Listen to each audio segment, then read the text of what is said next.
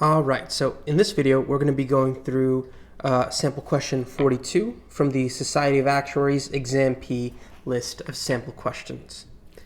The question reads, for Company A, there is a 60% chance that no claim is made during the coming year.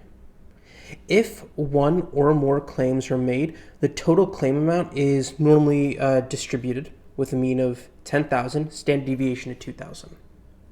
And then you have Company B.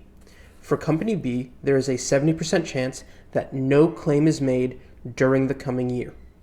If one or more claims are made, then the total amount is normally distributed with a mean of 9,000 and a standard deviation of 2,000. The total claim amount of the two companies are independent. We need to calculate the probability that in the coming year, Company B's total claim amount will exceed Company A's claim amount. Okay, so kind of an interesting question. At the end of the day, we're just trying to figure out this. Let's say B is B's claim amount and A is Company A's claim amount. We're just looking for this. The tricky part about it is for each company, there's a specific probability that it describes for no claim being made. And then if a claim is made, it gives a different probability distribution for how to figure out the amount of that claim. So this would indicate that we need to break this problem up into cases. Okay, so what are the different cases where Company B's claim amount would exceed Company A's claim amount?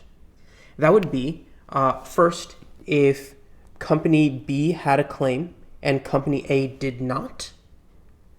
And it would also be the case where they both had a claim and that specific amount for B exceeded the amount for A. All right, so let's look at each of these cases. So the first one is pretty simple, right? We're essentially just finding the probability that B had at least one claim and the probability that A had 0. Now, we're told that the total claim amounts, that they're independent, right? So we should be able to calculate it by simply using the probabilities they give us. There is a 60% chance that no claim is made for Company A. So that is 0.6. And then there is a 70% chance that no claim is made for Company B. So that means a 30% chance, or 0.3 chance, that a claim is made. Now, we would need to take whatever this number is and add it, right? This number is going to be 0.18. And add it to the situation where a claim does exist and Company B's claim amount exceeds Company A. So we're looking at this. The probability that Company B, the number of claims. So I'm going to indicate this by just a number sign there, right? The number of claims exceeds 1, and Company A's number of claims exceed 1, and the probability that B's claim amount exceeds A's claim amount. So the first bit of this is easy, right? Since it's independent, I can just multiply the probabilities. That is a rule that you should be fairly familiar with at this point. The probability of Company B's claim number being greater than 1, that's 0.3. Probability that A's claim is the number of claims is greater than 1, that's going to be 0.4. Right, easy enough. Now we have to figure out the probability of B's claim amount being greater than A's claim amount in this situation. Right? So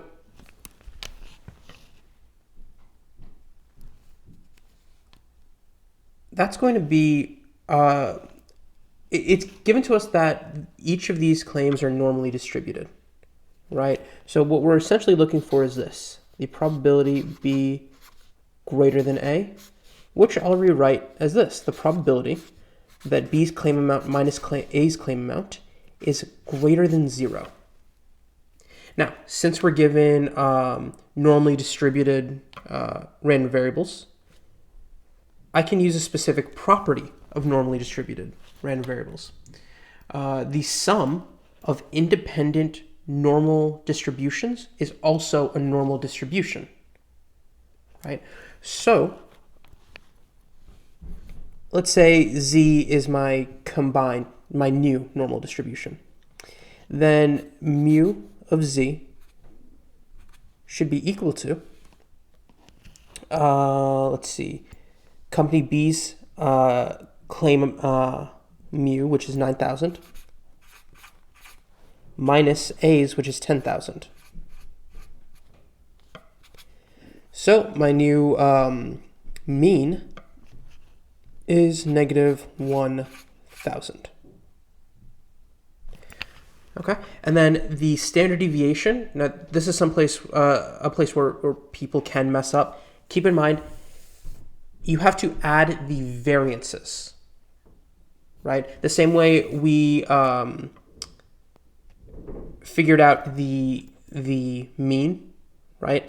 We do that with the variances, not standard deviation. So the standard deviations are 2,000 and 2,000.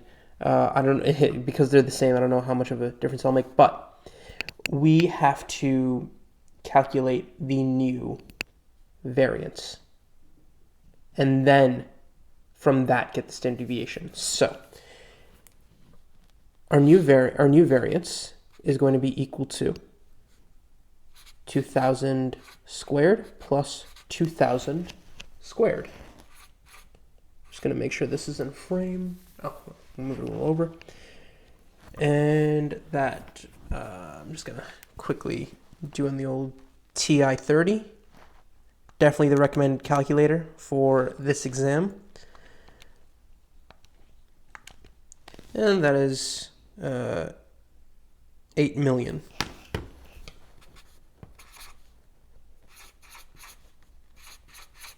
And to get the standard deviation, square root that.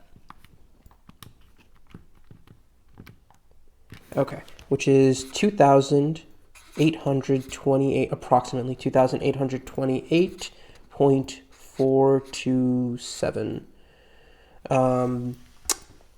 Great, so now we're going to convert this to a standard normal and use our normal table to find that probability. Okay, so how do we do that? Well, B minus A is now our random variable Z, and the standard kind of, I guess, formula for normalizing it is X minus mu over standard deviation. So it's going to be 0 minus negative 1,000 over 2,828.427. Now throwing that into the calculator, 0 minus negative 1,000 divided by kind of the solution I just got. Let's see if that'll work. Hang on, let me just... So what I'm doing, and this is just something I like to make sure I get a more exact answer, I always store this as a variable and make sure to use that rather than using kind of the rounded number, even though this number is obviously rounded also. But the answer choices can be kind of very close to each other. Answer choices sometimes even within 1/100th of each other. So I like to just make sure I'm exact. I don't know if that necessarily makes such a huge difference. But can't hurt.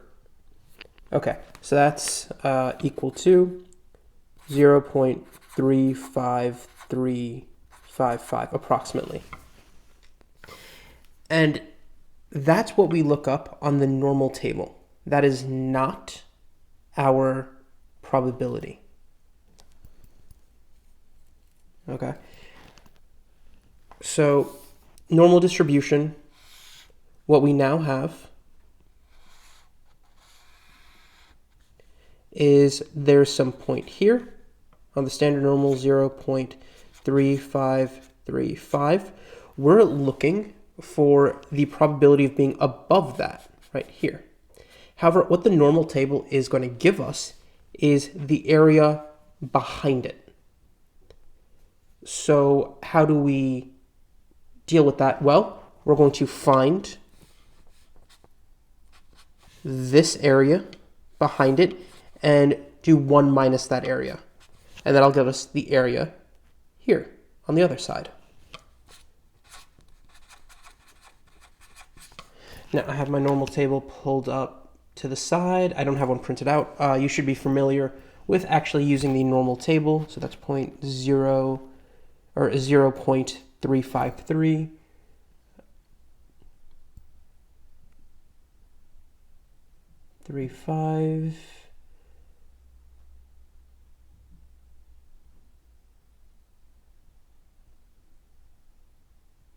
Okay, and that's 0.6368. So 1 minus 0.6368. And that ends up being 0.3632. Now, this is the probability I place in here, 0.3632.